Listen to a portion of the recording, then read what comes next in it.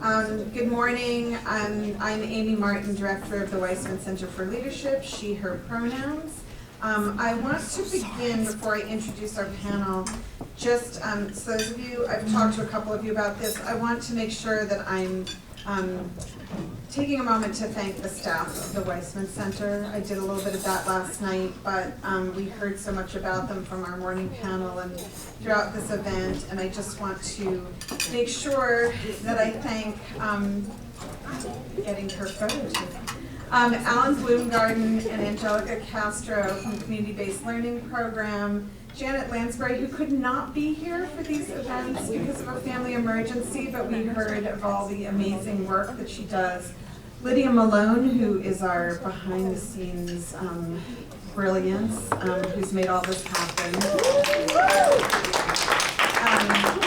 Kimberly Jeffers, Assistant Director. David Hernandez, our Faculty Director of SAW, who could not be here because he's in Hawaii at the American Studies Association. Yeah, I know. And I also want to thank Mark Shea, who is our Director of the SAW program. And finally, even though she's no longer with the Weissman Center, a little unofficial, Jordan Lassonde, who's now moved from our interim assistant director of SAW to the Miller Worley Center for the Environment, who's also been working tirelessly.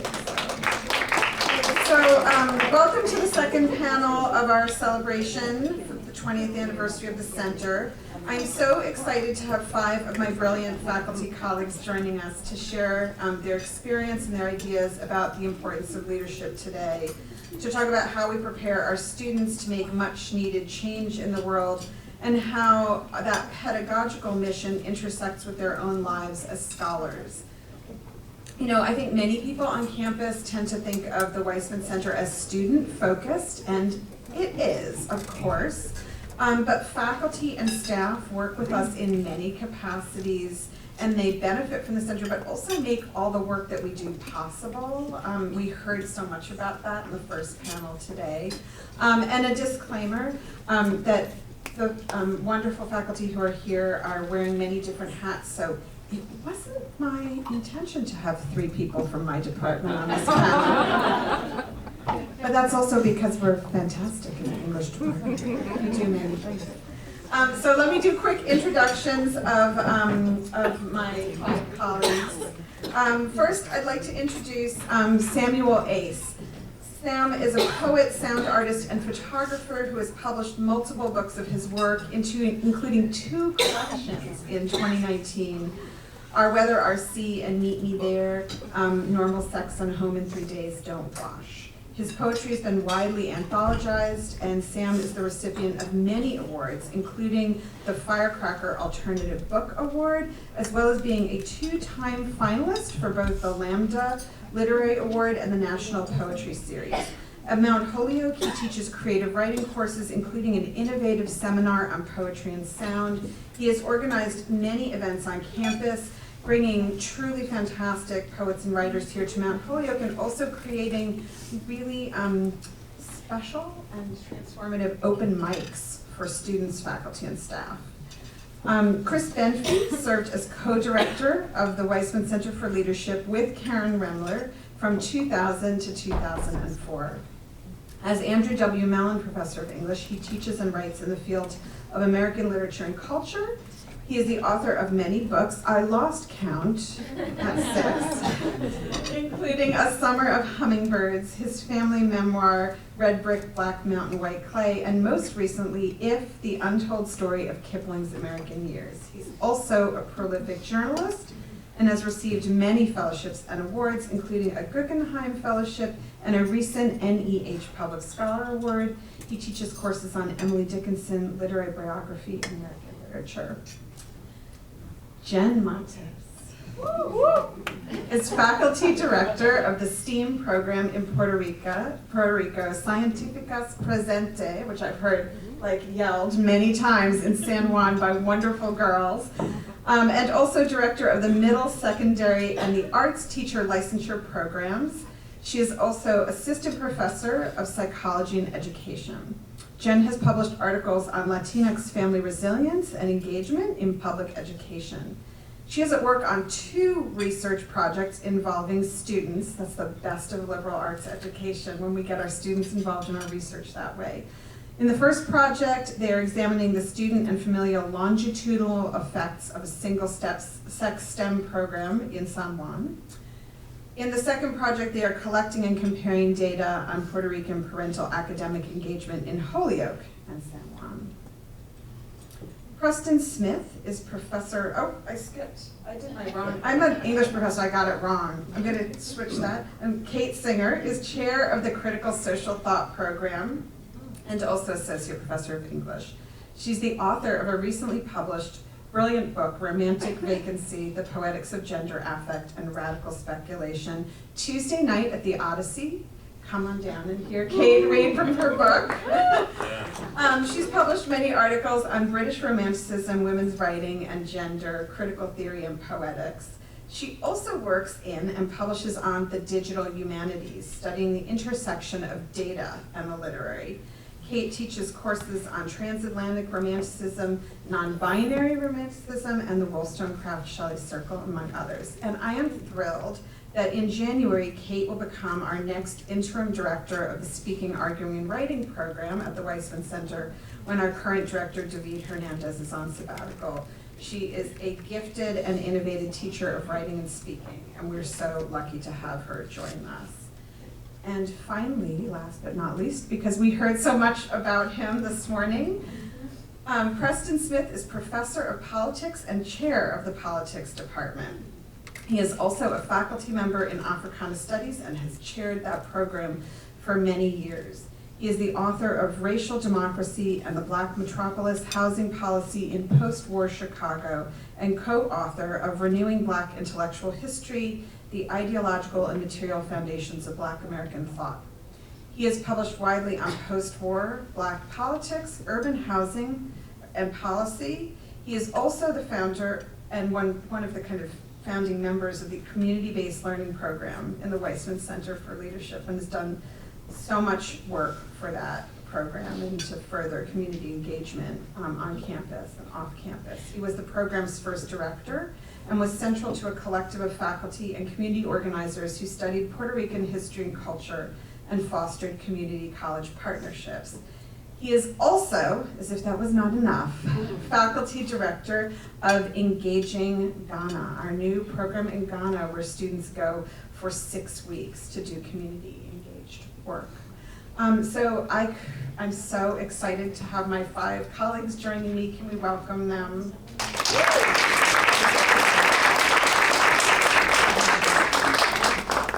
So I wanted to start just asking you briefly a little bit about how you became engaged with the Weissman Center. In each of your cases, I sort of gestured to that, but I wanted the audience today to have a little bit of a sense, and also Harriet and Paul to know how the Weissman Center is part of faculty teaching and research. Hi, everybody. I'm so happy to be here, and thank you, Amy, and the Weissmans, and everybody here who has supported the work that is happening here at Holyoke. I have to say I'm totally blown away by the previous panel. Yes. And just to see those is so extraordinary. And I'm a relative newcomer to probably the newest here to this community. I've been here for the last 3 years, and I just want to say that teaching at a women's college, when I started, you may not see this in this iteration of me, but I actually started my undergraduate work at a women's college. I'm a trans poet, individual, and lived in the world both as a woman and as a gender nonconforming person. And my recent, actually is a republication of my first 2 books that came out this year. I made the decision to publish under both my names, and my birth name, the name I was given at birth, and the name I've taken on, Samuel Ace. And so, but being at a women's college, this has very much to do with the support of the Weissman Center, is such a privilege. I believe, and I felt it in the beginning when I first started my undergraduate education, that gender nonconforming individuals have been a part of women's colleges forever, maybe under different names or different labels or identities, but we've been here all along.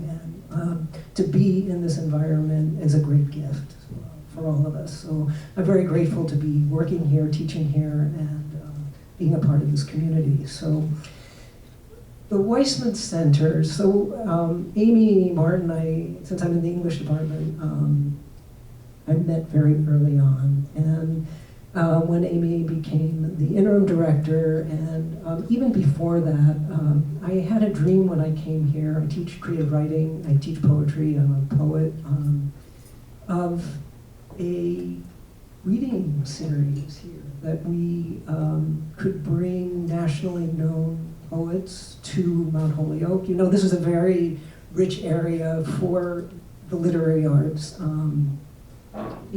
All the colleges have their own reading series.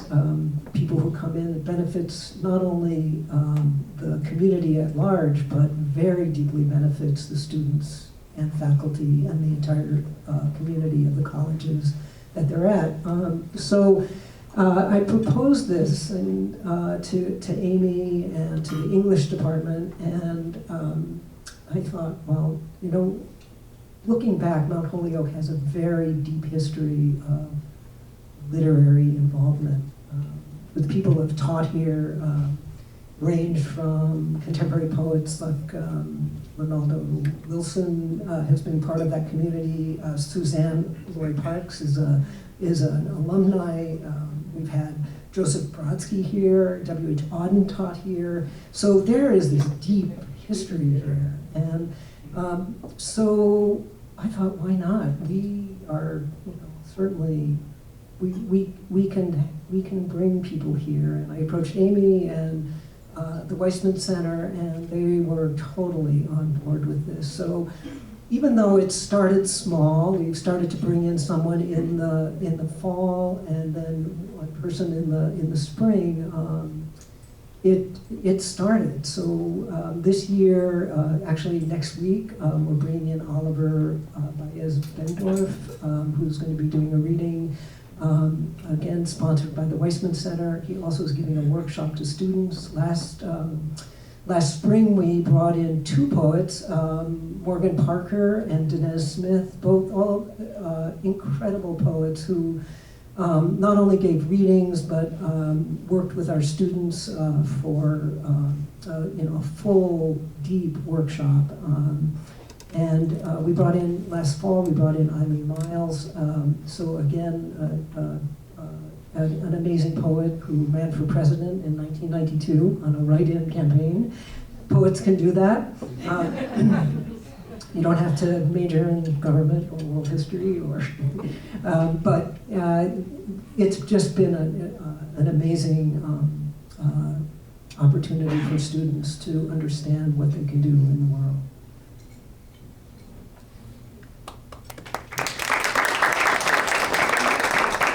So Sam speaks for the present at Mount Holyoke. I think I'm partly here to talk about the past.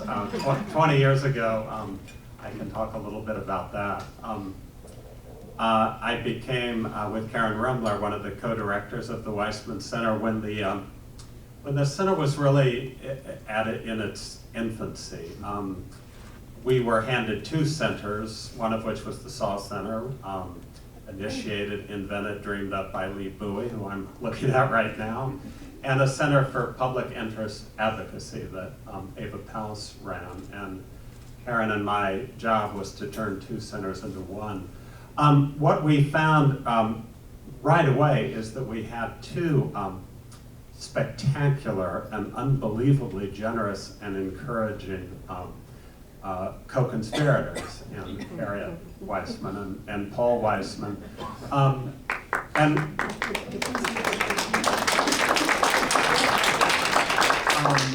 We consistently praise them behind their backs for two things. And One was that they were always encouraging. No matter what risky idea we had in mind, they said, go for it. The other thing is that they were ambitious. They didn't want the Weissman Center to be a mere satellite to the college, as many centers are and colleges around the country. They wanted it to be really a hub for the school. We had a test of that right away with 9/11. We had barely gotten our feet wet as co-directors when that crisis occurred. And we began to think of the center as we hoped it would be the go-to place in times of crisis on campus. And not only did we do a lot of programming around what the United States was going through and what the rest of the world was going through after 9/11, but we began to think of other times in Mount Holyoke's history where the college had dealt with crises. One of our most ambitious events, Harriet mentioned it last night, was meant to commemorate 60 years earlier when Mount Holyoke served as a meeting place for refugees from fascism in Europe and their American counterparts in culture. So French and German intellectuals, many of whom were based in New York, many of whom were all but homeless intellectually and literally, came to Mount Holyoke to meet with people like Wallace Stevens and Marianne Moore and sort of indigenous figures. One day I found a photograph of Wallace Stevens talking with these French and German refugees, literally right out my office window in Porter Hall, mesmerizing and uncanny moment. We're in another moment like that now, and it was very moving last night to have Mayor Cruz from Puerto Rico and Nita Lowy from one of the most powerful committees in Congress at an important time in our lives as a country and in the world.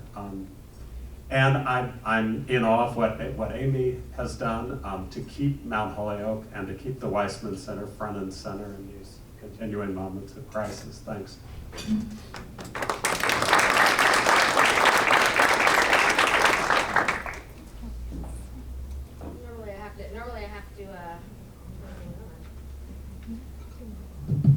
Normally I have to lower the boom on mics because I'm petite, but this time I'm sitting down, so I have no excuse.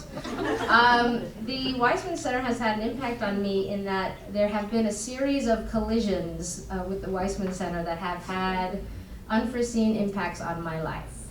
The first is meeting Amy Martin, who is, people call me Wonder Woman, but I'm going to pass that. Amy is Wonder Woman. And it's hard to stick a compliment to her, as you can see, because she resists, but I will spend my life making those compliments stick to her, and I'm persistent, as you know. And then so Amy's invitation and Amy's work bringing Carmenides Cruz to Mount Holyoke a couple years ago, and I heard Mayor Cruz speak, and I went to bed after hearing her speak, and she bothered me so much. This woman who I'd never met before. I'd seen her on TV, I'd seen her, also a petite person, picking fights all over the world. And why is this person, I just heard her speak, why is she bothering me so much? And she was bothering me so much because it was my conscience. It was my conscience in the form of who I call Julian, saying, you need to do something. You need to do something. So I thought, if this woman could get into rather questionable water after a hurricane and get people out of their homes, why am I lying in bed so comfortably? I need to do something. And so you ever had one of those out-of-body experiences? When I met Julian, I was in a visiting faculty. I wasn't even permanent here yet. I was just kind of passing through, hoping to be adopted by the college. And after a lovely reception, I thought, let me just try this out. So I went up to Julian and I said, what do you need for Puerto Rico? I can say, things I think you need, but what do you need? And she said, I need a STEM program for girls in San Juan, and I said, done. And after I said done, I thought, what did I just do?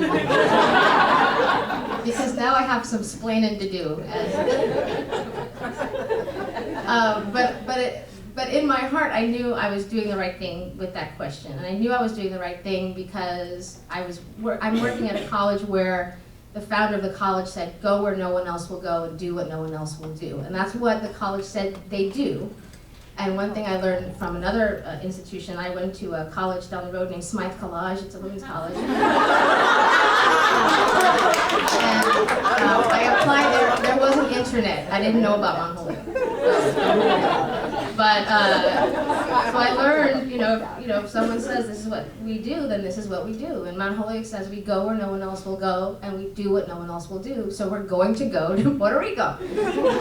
And so in my life, there has only been one person who, if I said, I'm going to be an astronaut, she'd say, go do it. And when NASA said no, she would say, they're dumb. That was my mom. My mom believed I could do anything in the world. And always, backed me up. And my mom is unfortunately gone from being in her physical sense, but she's always with me. And I took a chance and I went to Amy Martin and I said, I did something yesterday. I had a conversation with the mayor and I might have said, we could give them a STEM program in San Juan, which, as you know, is a tiny island surrounded by a lot of water, and that is not what I said. And Amy said, let's do it. And I thought, okay, now we're both going to have to get tested to our mental capacity, because I think you don't understand what I just agreed to. And Amy said, let's do it. And then she said, just write a proposal. So then I thought, okay, well, who can I rope into this? And he's sitting all the way back there. It's Professor Jared Schwartzer, my colleague, co-conspirator, friend, and brother. And I said, I'm going to do this. And Jared, I don't think, has really met a Puerto Rican like me. And he said, sure, you're going to run a STEM program in Puerto Rico. No, we're going to run a STEM program in Puerto Rico. So start writing. So I started, take a dictation. So he started writing. And he said, well, what am I going to be in this program? And I said, well, you're the science curriculum director. He goes, okay, I'm the science curriculum. This is never going to happen. I'm like, just write. And so I took the proposal. And then we went to John Western, who supported us. And then I went back to Jared and said, pack your bags. We're going to San Juan. And then he said he had to call his wife to see first. Which so we went to San Juan. We met this incredible community. So Julian had picked this community to start with, Playita. Playita was on the news because they were really hard, like everyone else, but it's a really tiny community in San Juan. It's an economically depressed community in San Juan. And we went and introduced ourselves. Yulene likes to give nicknames, so I was Wonder Woman, and if you take a look at Jared, she said he looks like Mr. Tanner from Full House. So we Wonder Woman and Mr. Tanner, and that's how the community of San Juan, hey Wonder Woman, hello Mr. Tanner. And so we went, and we did 2 trips. So the first trip we went down, and just to recruit girls, to introduce ourselves, to establish some trust, because Puerto Rico has had people come and say, we're going to help you, and then they disappear. Yeah. So we had to, I said in Puerto Rico, I'm very proud Puerto Rican. Jared knows I can't find a flag big enough. But I understood that. I understood that feeling of being left behind. I grew up in a neighborhood that's similar to Playita. So when I go to that community, I see myself. And I didn't know that was going to happen to me when I did that. We went down, we established ourselves within the community, recruited girls, we met moms, and then we came back to start our program. When we came back, they weren't expecting us. They said, you came back. We said, yeah, we promised. We promised we'd come back. But again, so many people have promised and not followed through with that. The first day of the program comes, Jared and I are running around this wonderful building that we're able to use. There's brilliant teachers in San Juan at a STEM school that we work with there, and they were helping us set up the building. And I go out to ride the bus to the neighborhood of Playita to pick up the girls with one of the EMCT teachers at the school we work with. And I ran out and I had my clipboard in hand and my water bottle and I'm up to go, and the bus is being jump started, and I thought, oh, this is not good. But I fixed it, we got on our way, and I'm riding the bus in the bumpy roads and the really narrow streets of San Juan, terrified. What have I done? I'm a visiting faculty member. I made this big promise. I have a community now who's expecting something good to come from this. What have I done? I can't let Jared down. I can't let this community down. I don't want to let Julene, who now haunts my dreams, down. What am I going to do? So we pull up to a community center that, Julian, I don't know if you're speaking about that later, but this little community center, and there's no one outside. And I thought, oh my God, what does this mean? But I knew, my research is on Latino parental engagement. And I know that there's this narrative that Latino parents aren't involved in education. They don't care about education. And I am in a lifetime goal, my mission is to prove that wrong. Having a mother who didn't have an education invested everything in me. I literally got my education on her broken back because she worked sometimes 3 jobs to get us to school, to put us through school, through Catholic school. She said, I can't pay for college, you're on your own, still paying for college, but you're going, and so we went. And so I knew I had a responsibility. Just as I was holding my Holyoke College accountable to use the privilege we have, I had to hold myself accountable to do something. So I held my breath and I went into the community center, which was packed with mothers and daughters or granddaughters or neighbors. Mothers who had taken ownership of these girls. They were taking attendance. They were fussing over the girls, fixing the shirts that we had bought for them, fixing the hair ties that they had that day to get ready. And as and getting hugs. I was receiving hugs like I had never gotten a hug before. It was like I was a long lost family member. And as we pulled away, I was so happy. We pulled away from the center, and I looked out the bus window, and I could see all the mothers blowing kisses at our bus. And that happened every day. Every day the mothers were there. Every day they were taking attendance. Every day they knew which girls were missing, which girl had an appointment, which girl was going to be late. Every day we got kisses. Our bus got kisses. And I couldn't believe it. And so we had a great first summer program. We had a great second year. Last year we brought my Holyoke College students down through link funding, and they got to see what we saw. We met with one yesterday who said she still thinks about and misses the girls, and we're going back again this summer. And I have to say that we'd never met until last night, and you may not have thought that your contributions could have affected one person, but I've been affected in that I get to do this work that you support. I get to meet these girls that no one would otherwise be looking for in this tiny community. I got through Yuling Cruz to find my voice, to say there's something bigger that I can do. I got to meet Amy Martin, who is, she's an incredible person. And so full of, I'm sorry, Amy, it's gonna happen. The word I would use is integrity when I think about you. Deep integrity.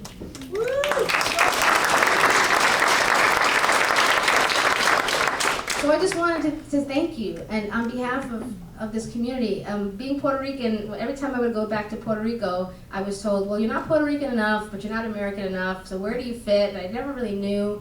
And these mothers the first trip, on our last day, they hugged me and they said, you have to come back because this is home. Oh. And I have the coordinates for home as a gift on my wrist. So anytime, now I feel homesick for a place that I wasn't born in, but I have a home. And that's in part for what you've done. And I really want to thank you both for that. That's a profound impact for girls who never saw themselves as scientists. And Científicas Presente, that's the name of the program, because in the morning I would say, Científicas! And they go, Presente! Let's say this back with the Científicas! Presente! No, and I wouldn't accept that. So, Científicas! Presente! Muy bien, okay. We had, so as part of our STEM program, it always ends with a science fair. Knowing that there was a lack of transportation for the families, knowing that families can't always get to students, there are probably parents here where there's work commitments, you can't get there. We brought the science fair to the community. We brought it to their neighborhood. And these girls had made hydraulic arms out of cardboard. They had made these incredible LED lights in case there was in the event of another hurricane or emergency. They made these lights at home. We taught them that you have the things at home to be a scientist. You can be a scientist in your house. Last day of the program, we had this science fair, and the men are walking around saying, oh, did the girls make this? I said, no, we call them scientists. The scientists made this. And what I will never forget for the rest of my life is in that tiny neighborhood of Playita, that last day of the program, I yelled, Científicas, and the girls yelled back, Presente, in a boom that went through every street, every alley, every doorway, every home, that they could all hear them. Puerto Rico could hear our scientists, and they will continue to hear our scientists. These are future Mount Holyoke students, and you will hear them someday.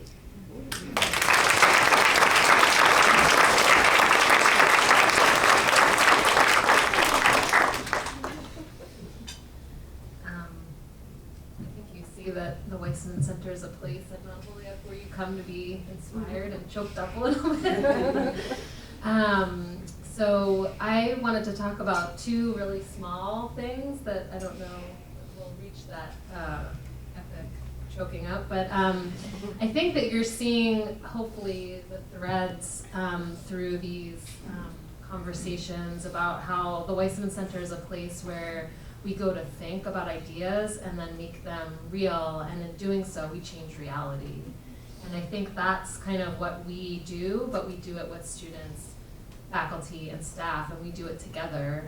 And so when I first came to Mount Holyoke, the Weissman Center was the place where I felt like I went to get fed and nourished, that my brain went to get fed and nourished, but then something else happened, and I was able, with people like Amy other people at the Weissman Center to kind of recreate reality as I hoped that it would be, and also to teach students how to start to do that. And so there are so many speakers that I can think of when I was kind of a young, innocent starting faculty member, that I went and went with students and was able to take my students and kind of continue conversations that we had in class, and then really change their trajectories about how they were thinking about themselves, and also the possibilities for what they were able to do in the world. And one of them I remember that Amy and I still talk about is the Kisi Lehman speaker. He came and he had published a novel, some beautiful essays, and he was in the middle of writing his memoir, which is called Heavy, and he reads it on book on tape, on an audiobook, and it's amazing. But so he read part of that.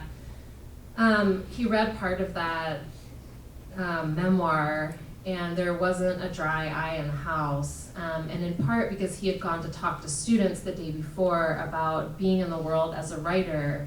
And the thing that I felt like he communicated to us and the students is that, you know, being a writer is not just kind of being a professional who has some sort of command over language. It's not being a romantic genius, but it's about recreating the world through language. And that language is one of our most potent tools to be able to change how people relate to each other, you know, even how certain communities operate, how politics works. And I think he showed that in his language and in his ability to talk to us and kind of, you know, have us feel certain feelings and then think about how we might rearrange the world with language.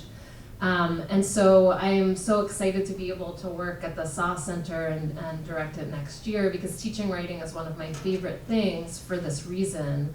Because so many students come in and they're like, oh, I'm scared of writing, I can't write, I don't know how to use a sentence, I don't know my proper grammar, and they get really like worked up and anxious that they're not kind of doing the right thing, and that there's going to be some teacher kind of taking a red pen all over their thoughts.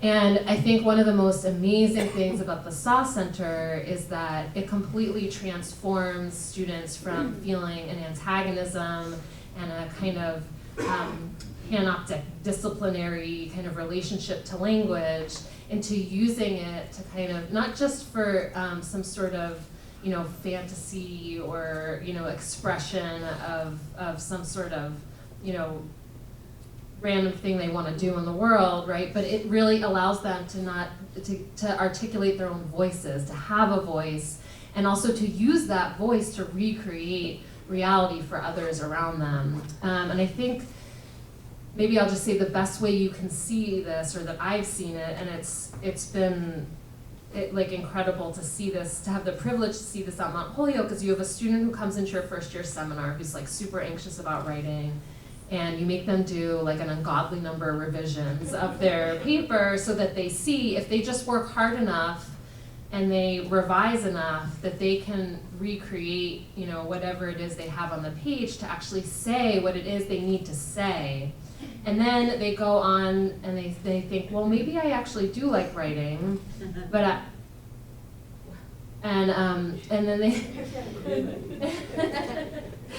and then they go on to be a SAW mentor, and then they learn how to kind of communicate that what they've learned to other people, and not only do they become an even stronger writer, but they create a community of writers, and then you get them as a SAW mentor in the course that they just took like a year ago, and you see an incredible amount of growth and confidence and esteem, and then you get them in a senior seminar, and it's like the world is something that they are empowered to move in and to change and to rethink and to do it in collaboration with other people. And that's part of what the SAW Center isn't just kind of like, you know, these are the grammar rules, or let me help you like in the 23rd hour to like make sure that you can turn in the paper.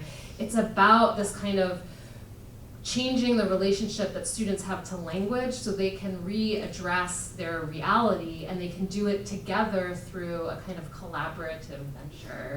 And so that, I think, is such a core, and it's not just in English, it happens all over, and I teach in an interdisciplinary program that kind of helps students think about what are the different ways, what are the different genres that we write in, and all of this, you know, it's all about kind of using language, having the power to use language in different ways to empower you to kind of move through the world and reshape it. And so the SAW Center is one of the most amazing kind of formations of that I've seen, and it's really like a precious kind of jewel that we have in a really safe, important space for our students to learn those kinds of things.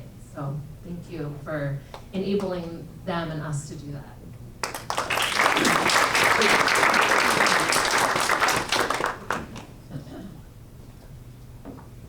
So like Chris, I'm going to talk about the past. This happens when you're older faculty member. I arrived on campus in the fall of 1992.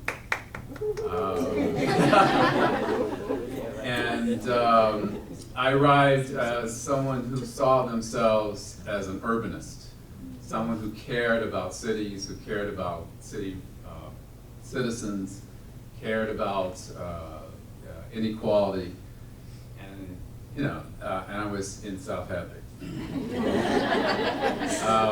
So I had to figure out how was I going to interact? How was I going to be a part of an urban experience? How was I going to bring that urban experience into my teaching and into my scholarship? And luckily for me, that year, my first year at the college, as a full-time faculty member, I taught earlier as a part-time, Sally Montgomery had started a faculty seminar on the liberal arts and lifetime choices. And this seminar was motivated by alums who were concerned that Mount Holyoke students weren't being prepared in order to be competitive in the workplace. That they had been maybe too cloistered, maybe too not exposed enough to the world outside of the campus. So lucky for me, I came at that time, there was a synergy between what my ambitions were as a faculty member and as a scholar and as a teacher, and also the campus just beginning to see that learning off campus can be as rewarding and productive as learning in classrooms on campus.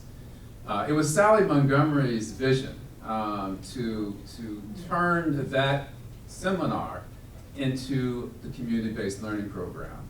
And I just wanted to sort of talk about that history because I wasn't the first director of CBL. Martha Ackman was the first director of CBL. Martha was a lecturer in the Women's Studies department, and she taught a course that was their capstone seminar, 300 level. And then that capstone Women's Studies majors interacted, actually did internships with community-based organizations throughout the Valley. She was the one that really helped to concretize the principles of community-based learning away from service, right? Away from community service. The idea that actually the program should be based on partnerships and should be based on reciprocity. That our students are given a gift to be able to go to communities and learn from people in the communities about their lives, about the conditions, and what they're doing about changing those particular conditions. That is a gift that, that those communities, by welcoming our students to, were able to develop. So with that background, I got involved. I taught all my courses started from 1992. I taught a course called Community Development, where I had students working in the community and talking and also, you know, learning about theories of urban politics and dealing with inequality, and actually seeing how that worked in the community setting. So eventually, that program made its way to the Weissman Center. And if it wasn't for the leadership of the Weissman Center, in terms of Ava Paus and Lee Bowie, Karen Rimler, and Chris, and of course because of the Weissmans, that program, which had been marginalized more or less, became now institutionalized. It became a central part of the campus, a central part of the academic enterprise. And one of the best things about that program was the students who felt alienated on campus because they were first generation, because they actually came from the communities in which we were now going into in terms of Holyoke and Springfield. They found a home. They found a home in community-based learning, and they also found a home in the Weissman Center. So for me, the Weissman Center was an intellectual and pedagogical home. It gave me the opportunity to expand and institutionalize that program that meant so much to my students and meant so much to me. It helped feed my scholarship, even though I wrote and write on Chicago. But if it wasn't for the lessons and what I was learning in Holyoke and learning through my students and their experiences, I wouldn't be able to have the depth of understanding of what other cities are going through and dealing with, both historically and present.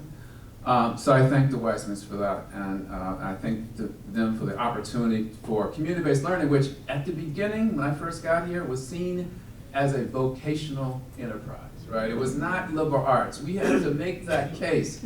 I don't know, again, not many people in this room were in faculty meetings making that case. But we made that case, and it became institutionalized, and look at it now under Alan Bloomgarden. It's flourished. Thank you.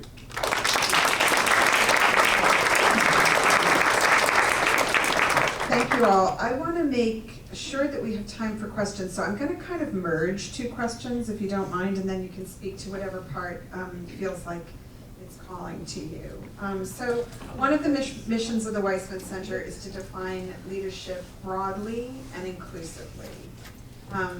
We just heard about making sure that all of our students can have the opportunity to see themselves as leaders, but also different kinds of leaders. You don't always have to be out in front, or you know, you can also, I think sometimes students think of elected officials, or there are many ways to lead and to help others to lead. So I wanted to ask two questions. First, can you talk a little more about leadership in your own work with students and as a scholar and writer? And then also, I asked this question last night, but why is that work so important now, more than ever, in this particular moment in history? So in higher education, you know, what are we doing as scholars and teachers to prepare our students for leadership?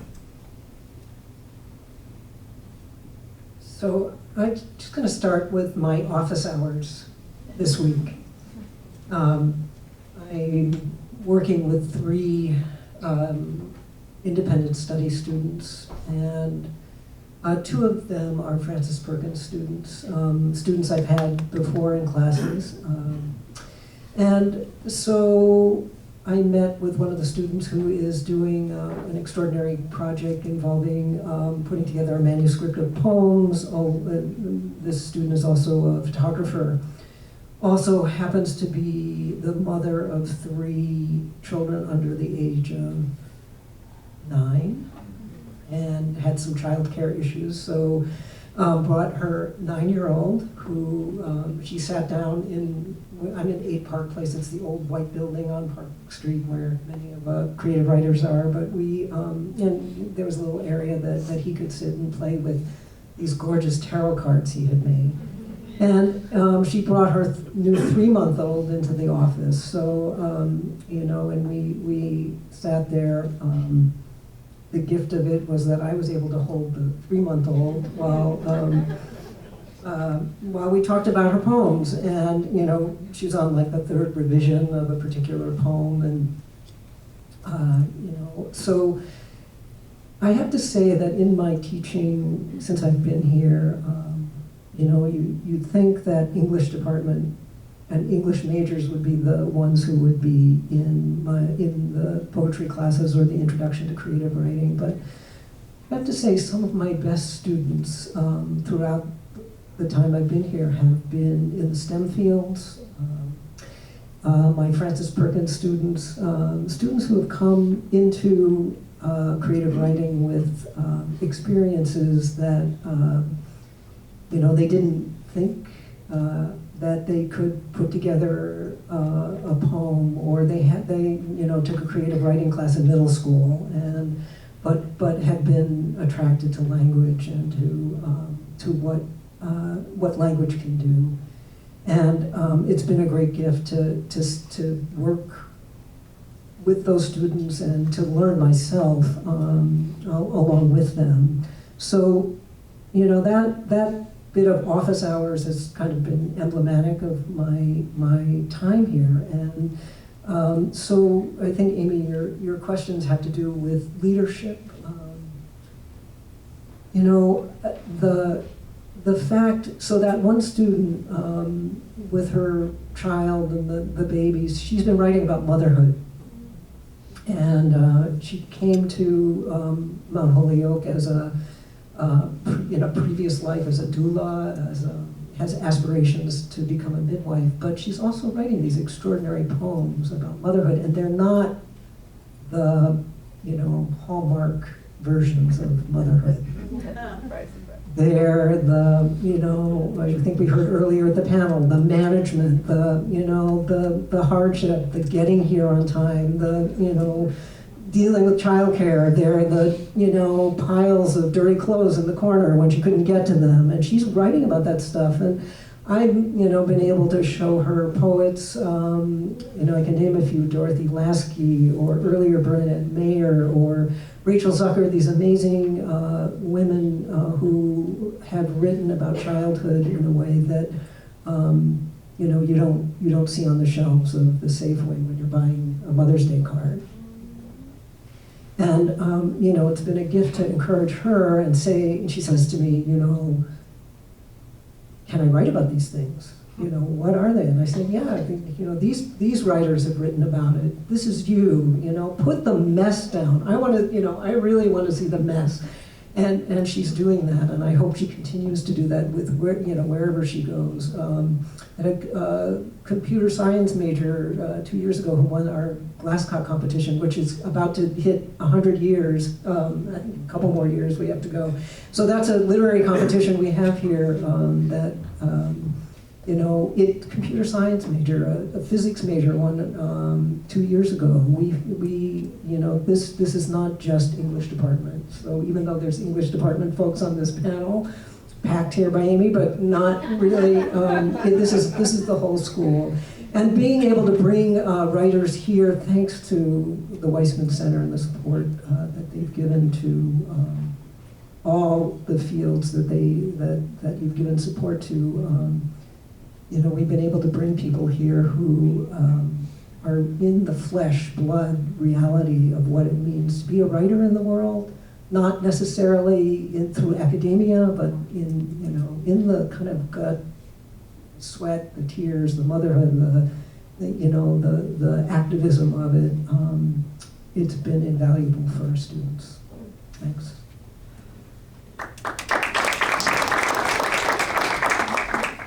So the word leadership was a challenge for me and for my co-director when we took over the center in the year 2000.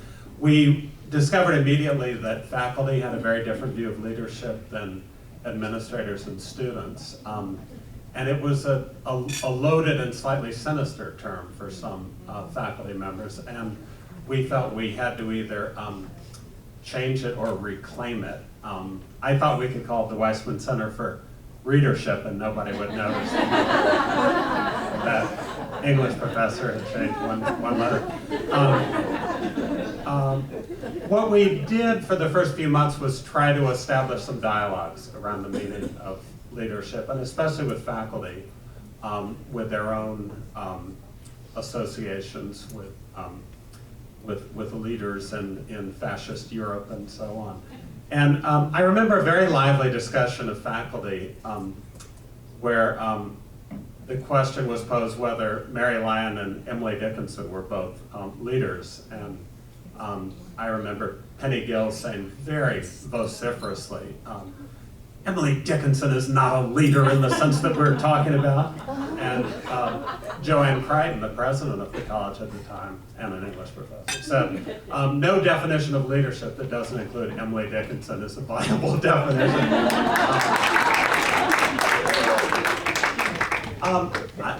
What we came to feel about the term, and we did slip in the words and the liberal arts into the title of the center with the Weissman's blessings, was that leadership was for most of us a sense that Mount Holyoke was not an ivory tower, that it was not cut off from the world, that there was a world beyond the gates, and that, as Preston said about community-based learning, Mount Holyoke was a college that was committed to that connection with the world outside. We've never been a finishing school. We've never cut ourselves off from the vocational and the sort of artificial and almost religious way that many of our competitors do. We do, partly through the efforts of the Weissman Center, offer courses in entrepreneurship, in journalism. We push for courses in photography. So that sense that, that we're not cut off from the world, a sense that Mary Lyon shared in 1837. She was very clear that an education was not just something for a sort of cut off intellectual world, but was something to change the world. That's remained a part of the Weissman Center vision. For our students, a sentence that has stayed with me, it's a sentence from James Baldwin's famous essay, A Stranger in the Village. It's also the epigraph for a section of this year's Community Read, Tommy Orange's book, They're There. It's the line, people are trapped in history and history is trapped in them. I feel that the Weissman Center has pushed a historical awareness, a sense that that our students do live in a real world for better and sometimes worse, and that is that sense of beyond the gates that I think the Weissman Center has pushed and embodied.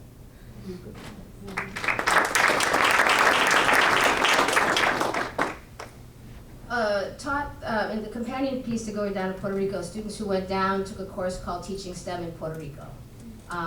Because I felt that if you're going to be a leader, you need to be humble, you need to have a level of humility, and you need to have respect for the people you're working with. And so that was a big part of the curriculum is we had to, students who didn't know how to speak Spanish had to take some type of Spanish platform education online, just to be able to say something. So you don't go to someone's house and not be able to say something to them in their language. So I think that was part of how we were trying to show leadership or teach leadership.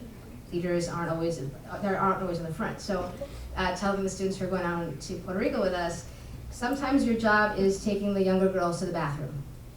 They were taking the girls to the bathroom. Yep, that's the job. Sometimes it's just taking them back and forth to the bathroom. There's a need, you meet it. And so it's like, it's not a glamorous part of your leadership position, but it's a necessary part of your leadership position because it's a caring aspect of the position.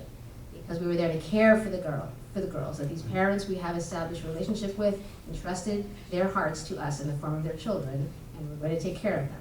And so as part of that, it was part of and modeling. So a lot of the modeling that Jared and I had to do, okay, our students need something, and we made so many trips to Walmart that we were regulars, but we were showing them this is how you care for people under your leadership. Like you're leading them. This is how you care for them. This is how we are picking you up at the airport at 3 o'clock in the morning to show you that we're not taking on a glamorous position. We're taking on a leadership position.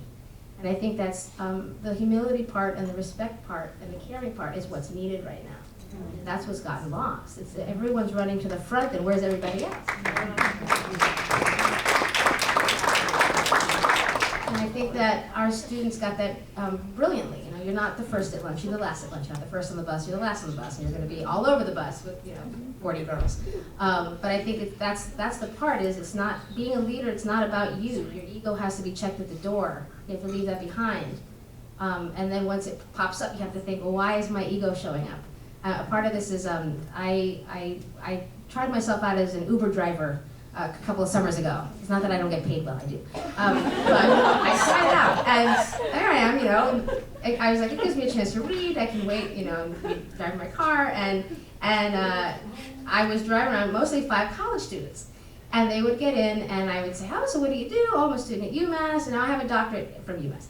Yes. And so, I'm getting a doctorate. So what are you taking? Well, you see, when you get a doctorate, there are certain courses that you have to take, and there's a certain process that you go through when you're getting a doctorate. So I'm an Uber driver, so and then I said, okay, all right, yeah. So I'm trying to think, I work at Holyoke College, I teach people. So I'm thinking to myself, why am I irritated by this, right? Is this my ego is coming up? And I'm not driving an Uber car with a signed placard saying I'm an educator at Mount Holyoke. I'm I'm an Uber driver. And so it was interesting to see how my ego was popping up. And I had this question of, do I tell this young person I'm actually a faculty member at Mount Holyoke College? And I didn't. It was a kind of little experiment for myself because I needed to check my ego, right? I needed to check my ego and I needed to figure out where that came from. I'm here providing a service. And so whenever we were working with our students at Mount Holyoke, just this reminder that we're providing a service. We are not the most important person in the room. The most important person in the room is a student sitting in front of you. That's the most important person in the room. And so sometimes we needed to deconstruct this notion of leadership that I feel is very patriarchal and not as nurturing as it actually is. And so that was part of what we were able to do with the course on the Teaching Center in Puerto Rico.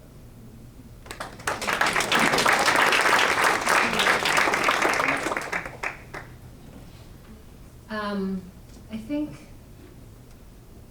think a few things about, especially teaching writing, but in general teaching at Mount Holyoke, kind of have reshaped the way I think about leadership. One of them is about setting the conversation, and I think the Weissman Center is like the place to go on campus, but also not just for giants or speakers that accrue a giant audience, but also the Weissman Center gives faculty money to bring speakers into their classrooms, and that in the past, I would say 4 years, has been one of the most invaluable ways to innovate my teaching. So this semester I'm teaching a class on climate change literature and art, and I've been able to have bring into class both 2 Mount Holyoke faculty members from geology and environmental science, but also a colleague of mine who works in cultural theory, and then somebody who's at the Art Institute of Chicago who has been working with our museum as well. And so not just to seed my classroom with all of these people with nice degrees, but to have students think about how are you creating and reshaping conversations, and that is one of the ways that social change operates, that it happens together, it happens through conversations that are co-created, but conversations that are rapidly changing. And in fact, when I ask them to write a paper, what I'm asking them to do and write a thesis, I'm like, your thesis statement is not just something that I'm making you write because all papers must have thesis statements, but your thesis statement is about the discovery about how you want the conversation to be shaped, and that you're sharing that with other people, and that's one of the ways which kind of alters the way we think about things, but it's also one of the things I feel like is sorely lacking in our own public sphere right now, is the ability to have clear, cogent, fact-based kind of debate. And that I feel like their upbringing through social media has been, really good in certain ways in terms of how they're developing their identities.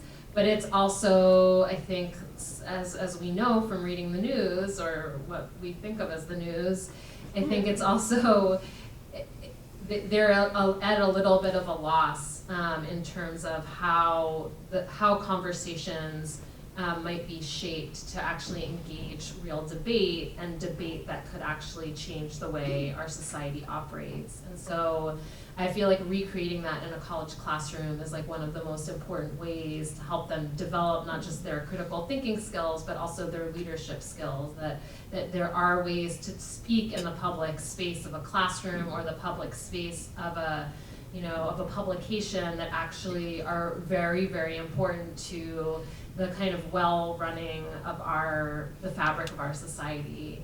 I think the other thing, maybe kind of pivots off of Jen's point, is that I like to talk with them about living a life of revision. And for me, it's kind of about helping them understand, or helping them kind of embody or learn how to revisit their own lives, and that writing models one way to do that, and that they're going to come into contact with all kinds of personal but also political kind of hijinks and problems, and that one of the ways that writing or other modes of critical thought can help them do is learn how to revisit and reshape and revise who they are and how they relate to the world, and that in itself is a form of resilience. And I feel like that's something that we really need in the world right now, is not just to look at the world and figure out how to change it, which they all want to do immediately, but also how do we engage in that process of revision and resilience, where we can kind of figure out how to confront certain problems and just living on through various kinds of problems or disasters. So I think that's what I would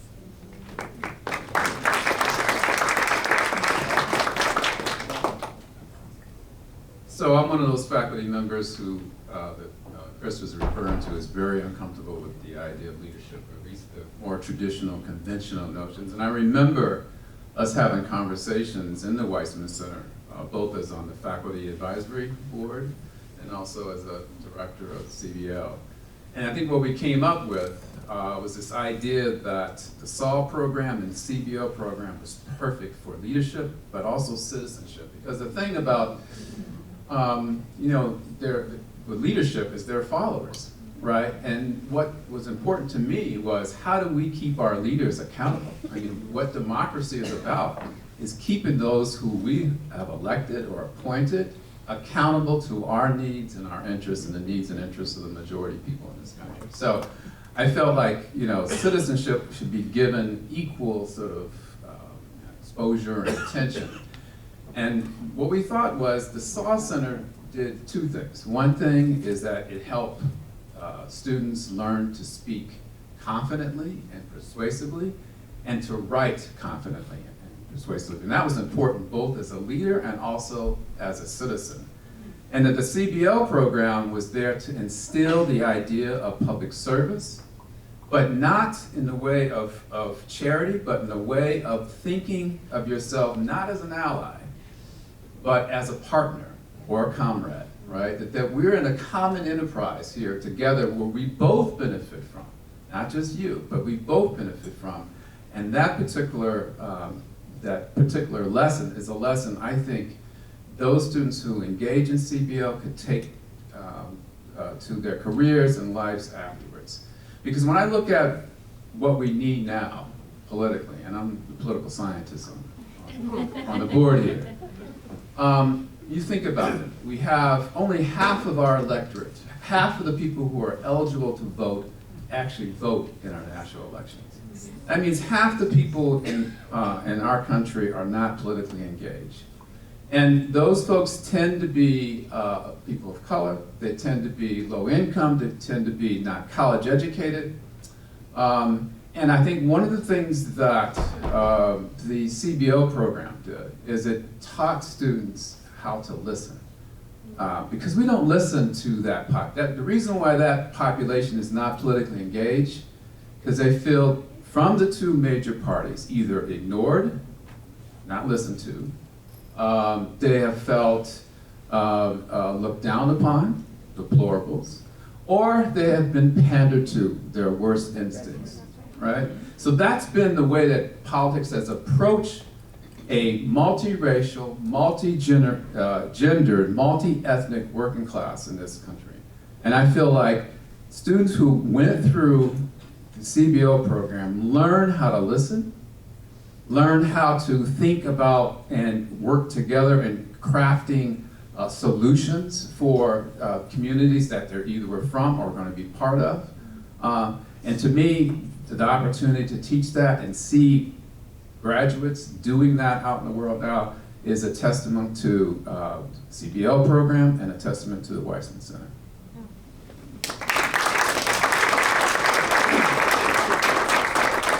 So every time I listen to my colleagues, I realize that I'm so lucky to be a faculty member at Mount Holyoke, not only because of our incredible community of students and of course staff, but because, you know, to have colleagues like the 5 here before you with whom to collaborate and have these really crucial conversations is a gift. So can we just thank them again?